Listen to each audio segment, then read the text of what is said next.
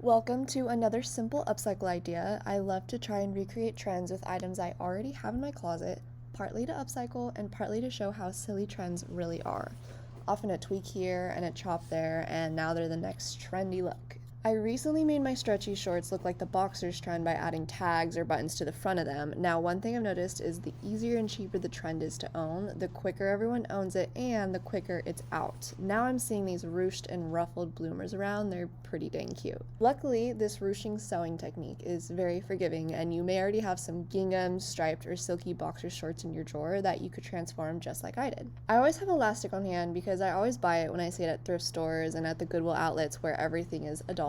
I will buy trash clothing items simply to rip out and reuse the elastic, since this is cheaper and more sustainable than buying at the craft store.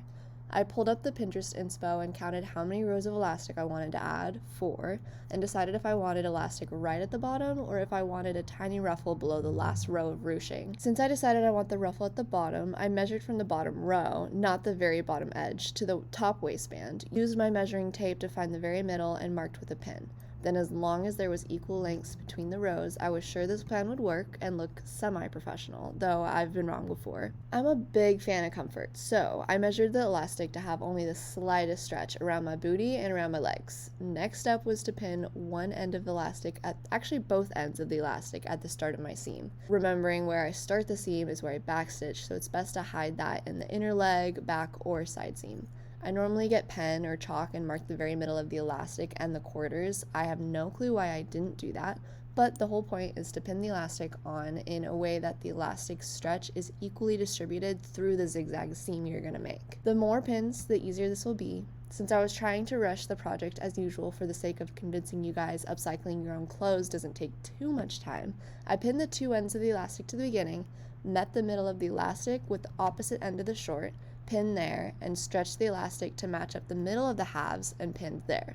4 pins in total, but if you want to be more thorough, just stretch the elastic to make the fabric flat and add more pins. Remember, the ruched look is forgiving. No one's going to be looking that close, especially if you have a patterned short. The entire time, Taffy was praying for this next part. I proceeded to sew the bottom row, the leg, with only 4 pins, holding on the elastic in place, which meant bringing my measuring tape with me and constantly checking that I was sewing the elastic an inch from the bottom edge for that ruffle, and constantly stretching while I sewed. If you're better about pinning, then you can sew faster because you don't have to constantly stop and measure. I'm just not disciplined enough to pin a bunch. It looked so good and surprisingly wasn't difficult to sew a small leg opening. I had plenty of space. It felt right to sew the row below the waistband next, just so I can measure once more between the 2 seams I made to be sure all rows end up equally spaced, and oh my gosh, I just got amped. This seriously was coming together quick. I got a little worried when I realized I didn't think through the butt height, how there would be a longer gap between the leg row and the next row up, but I stuck with the plan, and that's exactly how they're supposed to look. So always measure and equally distribute the rows on the side seam of the short and allow that bum space to have a wider gap. I couldn't believe how cute these turned out, and I'm pretty sure I'm going to do this to my other pair of upcycled boxer shorts. In total, this took me 1 hour and 15 minutes. That's less time than online shopping or watching a movie, which I highly recommend doing while upcycling these shorts. Subscribe to my channel for more similar videos, like when I turned my high waist pants into low waist, and for eco tips and day in the lives. Comment questions below, and don't forget to like this video.